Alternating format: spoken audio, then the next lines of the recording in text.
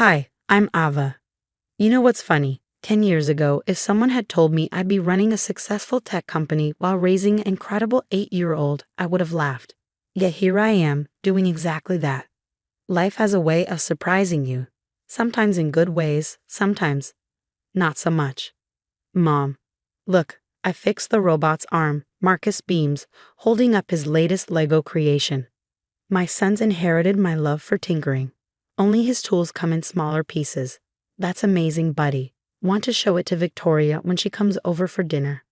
Yes, she always has the coolest robot stories. Victoria. My rock. My business partner. My family in every way that matters. From co-founding our company to helping me navigate single parenthood, she's been there through it all. Even my divorce from James 3 years ago. Thankfully, James and I managed to land on solid ground as friends. We're better at co-parenting than we ever were at marriage. Now, he's a dedicated dad who takes Marcus every other weekend. And we've mastered the art of civil conversations about more than just custody schedules. It's not perfect, but it works. Ava, your 2 p.m. meeting's been moved to tomorrow. Victoria pops her head into my office, then spots Marcus. Hey, little engineer. What masterpiece are you working on today? Before Marcus can dive into an enthusiastic explanation, the office door bursts open. My parents stride in like they own the place, with my brother Richard slouching behind them. Sweetheart, we need to talk, Mom announces in that tone, the one that always precedes a disaster. Richard has some exciting ideas for the company, she adds with an overly bright smile. I glance at Victoria, who catches my expression. Help me, she steps in smoothly. Marcus, why don't you show me that robot in the break room? I brought those cookies you like. As they leave, I steel myself and turn back to my family. Richard is wearing a brand new suit, price tag still poking out from the sleeve. Dad clutches a folder like it's a classified dossier, and Mom's smile is stretched tighter than a drum. I lean back in my chair, already bracing for the headache this conversation promises. What's this about? Mom perches on one of the visitor chairs, smoothing her skirt with the precision of someone preparing for battle. We've been talking with James. The casual way she drops this bomb sends my stomach lurching. Talking about what? About Marcus's future, Dad says, placing the folder on my desk. James is concerned about the boy's stability, considering how much time you spend at work. My fingers dig into the armrests. James and I have a custody agreement that works perfectly fine. That's where I come in, Richard pipes up, straightening his ill-fitting suit. If I take over the company, you'll have more time for Marcus. I almost laugh. Almost? You? Run my company, the same company you called a waste of time 3 years ago. People change, Mom interjects, her voice sharp. Richard has lots of fresh ideas.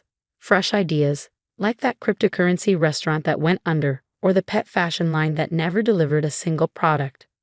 Dad's expression hardens. Enough. Mom's tone softens, but her words are ice. Here's the situation, Ava. Either Richard takes over as CEO or we support James in seeking full custody. The world tilts sideways. You're blackmailing me, using my own child. Don't be dramatic, Mom waves her hand dismissively. James agrees Marcus needs more stability. We've already discussed custody modifications. My office door opens and Victoria walks in, her tablet in hand. Her timing, as always, is impeccable. Sorry to interrupt, but Ava, you need to see this. She places the tablet in front of me, her expression sharp. I did some quick research on Richard's business history.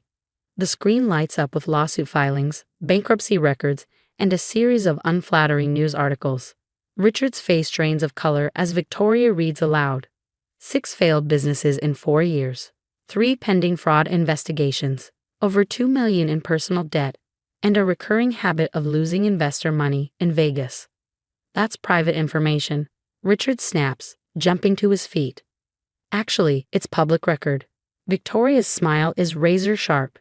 You know what else is public record? Conspiracy to commit custody interference. Recording conversations without consent. Using custody threats for financial gain. Mom's perfectly composed face falters. We're only trying to help. By threatening to take my child? My voice is steel, and forcing me to hand over my company to someone who couldn't run a lemonade stand. You've always been selfish, Dad starts, but I cut him off. Get out? Now, I stand, hands flat on my desk. And if you ever try to use my son as leverage again, my eyes burn into theirs. Let's just say I've learned a thing or two about hostile takeovers. Richard practically runs from the room, but Mom hesitates at the door, her expression hardening. We're your parents, Ava. We know what's best. As the door shuts behind them, Victoria turns to me. I have a plan, but you're not going to like it. Neither of us notices Marcus's forgotten Lego robot sitting on my desk, its tiny recorder light blinking red. Later that evening, I'm on the phone with Mom, my voice steady. I need time to consider your proposal. This is a big decision. That's all we're asking, sweetheart, she replies, her tone sickly sweet. Just think about what's best for everyone. After hanging up, I turn to Victoria in my home office. They bought it. Did we get everything? Crystal clear, she taps her laptop. Including the original threats from your office. Plus, the PI's report just came in. The private investigator's findings are damning. Dad's real estate business is underwater, and they've mortgaged their house 3 times. Records show they've been funneling money to Richard's gambling habit for years. They're not after the company for Richard, Victoria says grimly. They need it to save themselves. My phone buzzes. It's James. Your mother just called me, he says, his voice tight with anger. Tried to convince me to file for full custody. Said you agreed to step down from the company. James, I can explain. No need, he interrupts. I recorded the whole thing. Marcus is thriving with you, Ava. I'm not letting them use our son as a pawn. Relief floods through me. Thank you. The lawyer's already drawing up a restraining order. But heads up, Richard was asking weird questions about your company's security system last week when he picked up Marcus. Victoria's already pulling up the security feeds. There he is, she mutters, pointing to footage from the server room. We watch as Richard sneaks in late at night, plugging a device into the main servers. It's a data theft device, Victoria confirms. Amateur hour. He triggered 3 silent alarms and smiled right at the camera. My phone pings, a text from Mom. Richard's starting Monday. We'll handle the paperwork. Perfect timing, Victoria says, pulling up a document. I text back, family meeting tomorrow. My office, 9:00 a.m. They won't know what hit them, Victoria says, watching me sign the final affidavit. That's the point. I pick up Marcus's Lego robot, its hidden recorder now safely backed up. Nobody threatens my family. My phone lights up with another text from James. Count me in for tomorrow. Those trust fund documents your PI found. Interesting. Victoria raises an eyebrow, ready for the final act. I glance at Marcus, peacefully doing his homework in the next room, blissfully unaware of his grandparents' schemes. More than ready. Time to show them exactly who they're dealing with. At 9:00 a.m. sharp, my parents and Richard swagger into the conference room, as if they own the place. The board members are already seated. The boardroom's atmosphere shifts as Richard's face goes from pale to green while the security footage of his server room break-in plays on the large screen. What's this? Mom's smile falters. This was supposed to be a private meeting. Nothing in my company is private from its board, I reply, nodding to Victoria. She advances the presentation. Attempted corporate espionage, Victoria states, clicking to the next slide. The screen fills with recorded conversations, proof of their custody threats as a means of seizing control of my company. Dad jumps to his feet. Now wait just a minute. The conference room door opens and James walks in with our lawyer. Perfect timing, I say, gesturing to the empty seats. We were just getting to the trust fund fraud. Trust fund fraud? Mom's voice is barely a whisper, her eyes wide. Yes, I say evenly. The money Dad's been embezzling from Richard's trust fund to cover gambling debts. The same money you're trying to recoup by stealing my company. Richard whirls on Dad. You said that money was invested. Dad stammers. It was. James places a thick folder on the table. The family court judge found this very interesting. You can't prove anything, Dad blusters. Victoria smirks, holding up her tablet. Actually, we can. Corporate espionage, conspiracy, custody interference, fraud. Want me to keep going? The lawyer slides documents across the table, restraining orders, both personal and corporate.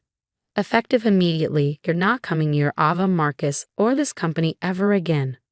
But we're family, Mom wails, tears streaming down her face. I stand, my voice unwavering. Family doesn't threaten to take a child away. Family doesn't use kids as bargaining chips. You crossed every line. The board members nod in agreement, their expressions grim. The courts have documented your schemes, I continue, and the community is already talking about the prestigious Andrews family's fall from grace. You've ruined us, Richard moans, burying his face in his hands. No, I say firmly, you ruined yourselves. Now get out of my building. Security escorts them out. As the door closes, James lingers behind. Marcus keeps asking why Grandma's crying on the news, he says softly. I know, my voice catches as my heart aches for my son. You did good, James says, placing a reassuring hand on my shoulder. And don't worry, nobody messes with our kid. He grins. They'll remind me never to get on your bad side. 2 weeks later, life has found a new rhythm. My parents' country club memberships are canceled, their social circle shattered by scandal. Richard is facing charges for attempted data theft, and my company is stronger than ever. At home, Marcus and I work on building a new Lego robot, this one free of hidden recorders. Mom, he says, carefully attaching a tiny arm, are we still family? I pull him into a hug. We're the best kind of family, buddy. The kind that looks out for each other, not the kind that hurts each other. Like you and Dad and Victoria? He asks. Exactly like that. He nods, wise beyond his years. Good. Can we add a laser beam to the robot? I laugh, my heart full. Absolutely. Sometimes losing family means discovering who your real family was all along. What would you do if your parents tried to use your child as leverage? Would you cut ties completely like Ava, or try to rebuild the relationship for your child's sake? It's a difficult decision, especially when children are involved. What if the child were younger, or if you didn't have proof of their schemes?